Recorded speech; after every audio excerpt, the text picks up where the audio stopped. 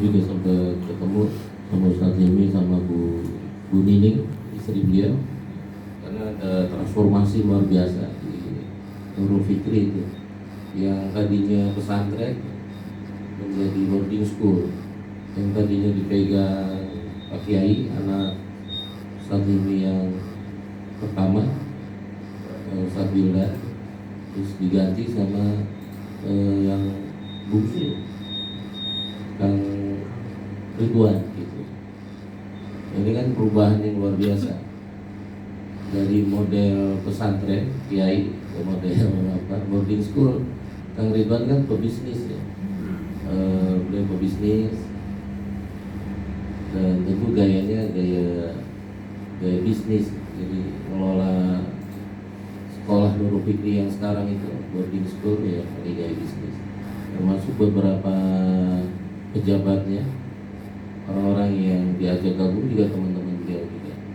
Jadi memang mix kombinasi sekarang itu di Nurul Fikri, ada orangnya Kang Ridwan dari luar eksternal, ada ngambil juga ustadz-ustadz dari Nurul Fikri Anyar gitu. Anyar ada direktur pendidikan itu dulu di Anyar, Nurul Fikri Anyar. Ada yang memang dari bawaan dari Cibodas Lembang gitu. Menarik. Tahun 2010 dia berubah ke boarding school itu. 2010 kami mulai dampingi 2019 ya. 9 tahun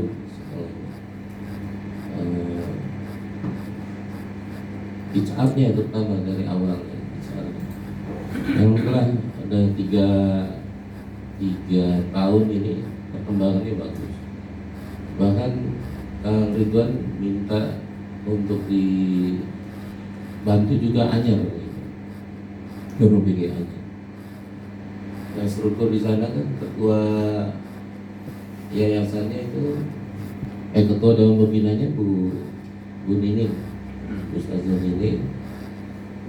Terus ketua yayasannya Kang Ridwan gitu.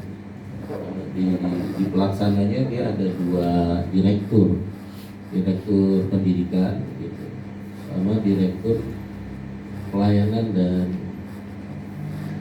direktur pelayanan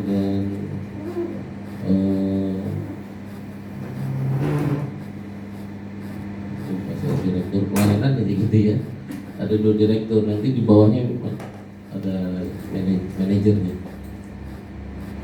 Mereka juga udah punya unit-unit usaha gitu masing-masing. Ada yang dipegang istrinya Kang Ridwan gitu. Ya, alhamdulillah semakin bertambah di NF ya.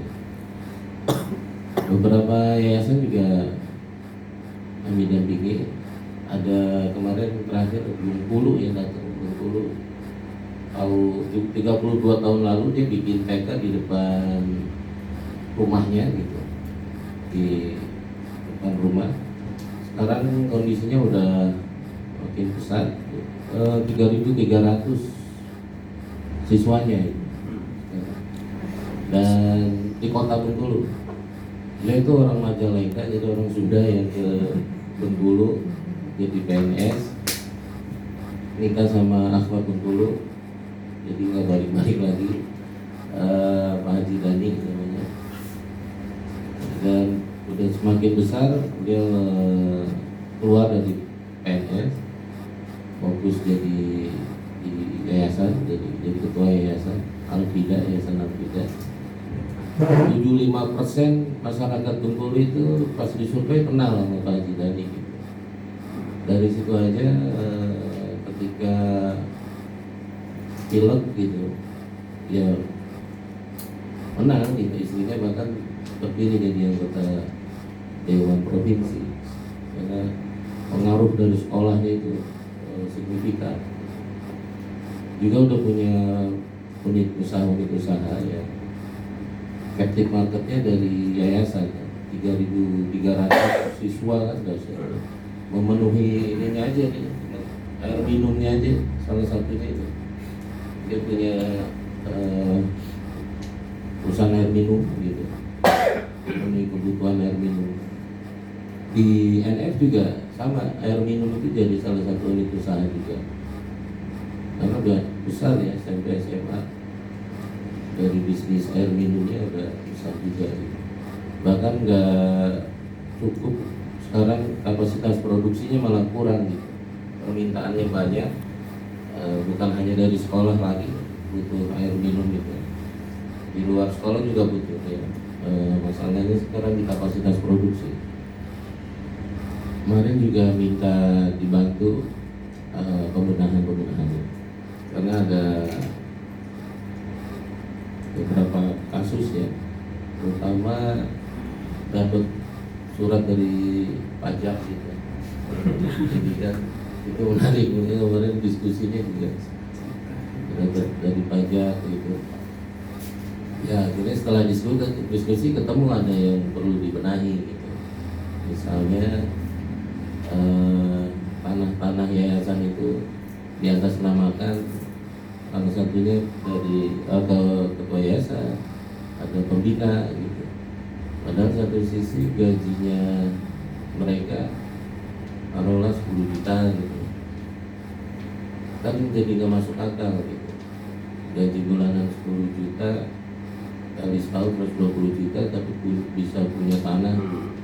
Kalau memang dari warisan, mana kan buktinya gitu ya. Ini warisan, kalau beli nah itu kan harus dirapikan, karena seperti itu bisa ditelusuri. Setelah case lembaga ABC itu PT itu kan semua lembaga, khususnya yayasan lembaga sosial itu berbenah semua gitu, termasuk kami merasa udah rapi gitu. Kemarin kita audit lagi, waduh masih ada yang harus dirapikan lagi. Jadi kadang kita merasa udah cantik, pas ada kasus itu ngaca, pas ngaca kok masih ada ya, ternyata kurang cantik nih, dipoles lagi di kami pun gitu. Ya karena ngeri banget itu, sampai rekening itu kan dibekukan, dan bukan hanya rekening yayasannya tapi rekening pribadi yang jadi tersangka 4 orang itu dibekukan juga. Jadi memang dimiskinkan gitu, dengan kasus itu mereka dimiskinkan, dinolkan gitu. Kalau aset-aset semua juga udah harga 44 mobil, kendaraan dan sebagainya itu. Sebelum ini mencuat ke publik, sebenarnya kita udah tahu ya kasus ini, udah kasih saran juga, tapi nggak didengar gitu. Karena peran satu orang yang sangat vital gitu. Apakah nggak ada orang keuangan di lembaga itu yang ngasih tahu? Ada ya, itu sosok itu nggak, sangat kuat dari awal berdiri kan, terlalu kuat ngaturnya, ngatur semua gitu, jadi kurang mendengar, yang membahayakan, bahkan main sendiri gitu. Kalau lembaga-lembaga sosial lain kan dia masuk ke forum zakat pos, ya dia nggak mau gitu ya. Ini kan dampaknya membahayakan semua gitu ya, termasuk kelas-kelasnya kan jadi kena juga gitu.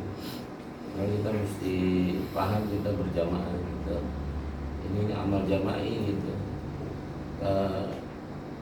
Nggak mungkin satu lembaga bermasalah nggak akan merembet kan gitu. Kita saling menjaga harusnya.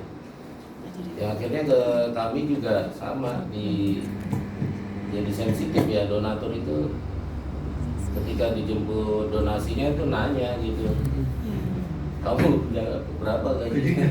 Jadi begitu, biasanya enggak gitu. Wah sensitif nih gitu. Alhamdulillah kami kan ada entitas pengendali. Sistem penggajian itu satu sistem yang ngatur gitu. Ada kesamaan, kita ngeliat salah survei gajinya, ada kesamaan eksternal. Jadi wajar kita harus menggaji itu wajar, nggak kurang, nggak lebih gitu. Karena itu pasti nggak wajar ya, karena terlalu mewah gitu, mewah. Nah itu, jadi momentum juga buat semua yayasan kita berbenah dari sisi legal, dari sisi pajak gitu, dari sisi organisasi gitu. Nah tahun 98 awalnya majelis taklim sama kayak Ikhwan semua juga kan, DNA kita kan dai, jadi apa yang kita bisa lakukan tahun 90-an itu bikin wajihan, bikin lembaga, nggak nunggu ngerti paham atau udah dapat ilmunya, dapat modal kan kayak gitu, jalan aja gitu. Yang kita bisa apa, ngajar apa kan gitu. Ya aku juga dai kan, yang bisa yang ngisi taklim gitu.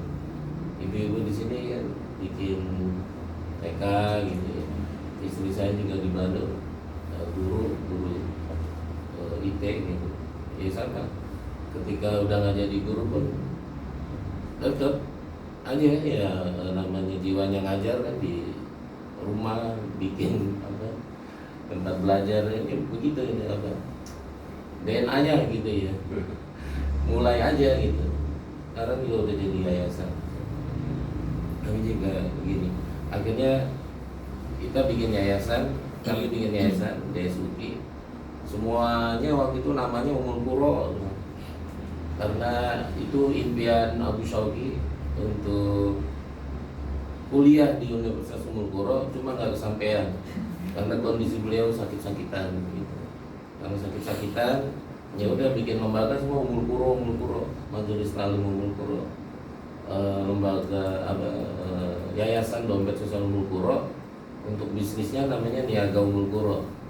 Jadi di tahun 98 ini ada 3 unit tuh, untuk majelis taklim, lembaga sosial, sama bisnis. Nama bisnis juga sama, Niaga Ummul Qura. Zaman itu bisnisnya yang bisa ya jualan kambing, jualan compact disc, kaset, buletin Jumat gitu, buarin itu kan dari situ bisnisnya awalnya. Justru yang berkembang itu malah yayasannya gitu. Jadi majelis taklim Ummul Quranya diserahkan ke Ustaz Ilman Rosyad, Ustaz Ilman Rosyad almarhum, diubah namanya jadi Majelis Taklim Hayatul Rasul. Terus sekarang udah nggak jalan nih majelis taklim. Niaga Ummul Qura diserahkan sama Abu ke rekannya di Nani juga waktu itu, Samsudin, udah almarhum juga. Ya, Abu benar-benar fokus hanya ke dompet sosial Ummul Qura, ke yayasan. Dan yang beliau fokuskan ini malah yang jadi besar gitu. Bisnisnya yang Niaga Ummul Qura masih ada di Bandung gitu, tapi ya kecil gitu. Justru dompet sosial Ummul Quranya membesar. Beberapa yayasan juga sebenarnya ada peran aku, kayak Lukmanul Hakim gitu. LH itu sekolah IT pertama di Bandung gitu. Dia ikut juga ke situ karena banyak yang terlibat di situ. Aku dengan pandangannya kalau yayasan tuh gini-gini, tapi dia saat itu tidak banyak mendengar gitu ya. Akhirnya aku nggak mau ribut gitu. Walaupun punya jasa di situ, anak-anaknya kan di situ tuh. Anak-anaknya sekolah di LH kan. Istri saya juga guru LH. Aku udah kali keluar gitu.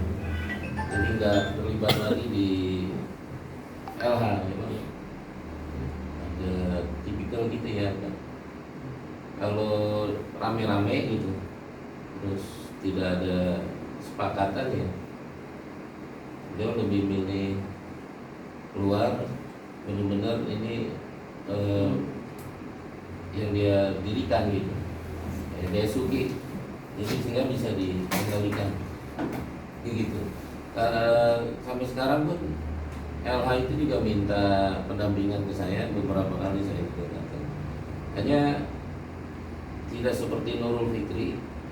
Nurul Fikri itu ketika didampingi dia udah jelas gitu, bab kepemilikan gitu, siapa pendiri, siapa pemilik. Maka ketika saya masuk itu ikut bantu dampingin, itu cepat dia eksekusinya.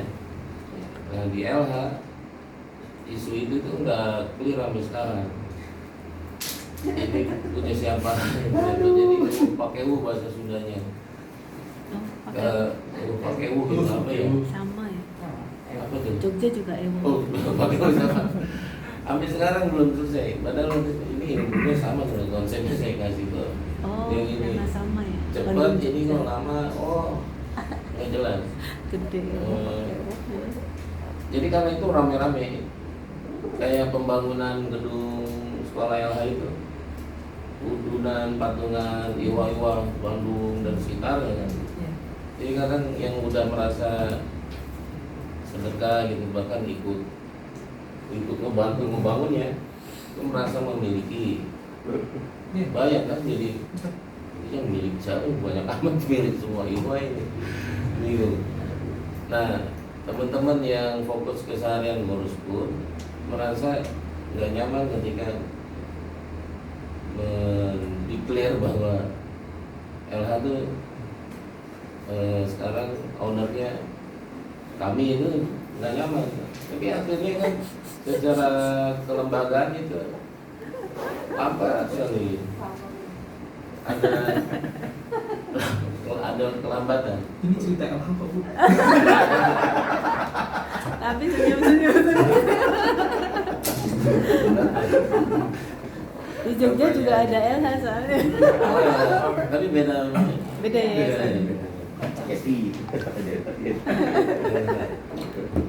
Saya juga dampinginnya ketemunya sama manajemen LH yang pengurus hariannya gitu, sama pembinanya malah dia nggak pernah datang gitu, walaupun kenal nggak pernah datang.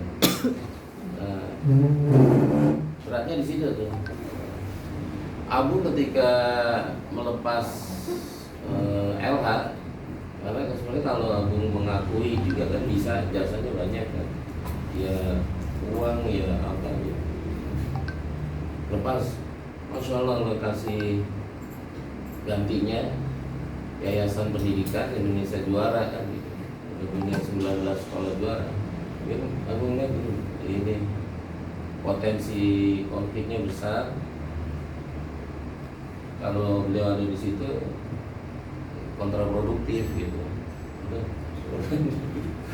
Kadang-kadang bahkan isunya sangat sensitif. Begitu beberapa tahun kemudian Abu diminta ngisi LH sharing, pernah Abu bersedia sharing. Itu isu yang beredar di kalangan mau dikooptasi nih sama grup Abu. Makanya udah saya nggak mau ngisi lagi di LH. Ya menurut saya gitu. Kalau saya kan mungkin nggak terlalu sensitif ya. Jadi ketika Abu ke LH itu isinya mau diambil yang sampai segitunya yang terjadi. Di Cimahi juga ada, Cimahi itu juga Baitul Ansor gitu kan, mungkin kenal ya. Lambat juga itu ya, karena masalah ownership juga gitu. Saya perhatikan banyak yayasan dewa yang menjadi melambat itu karena salah satu faktornya ownershipnya betul. Nah di DSIT kan sama awalnya ini kan gini, dari rahim tarbiyah gitu. Jadi aku punya kelompok LIPA itu, terus ada era itu kan Mihwa Mawasasya bikin lembaga-lembaga. Ayo kita bikin yayasan gitu, pembinaannya itu. Akhirnya jadi yayasan itu.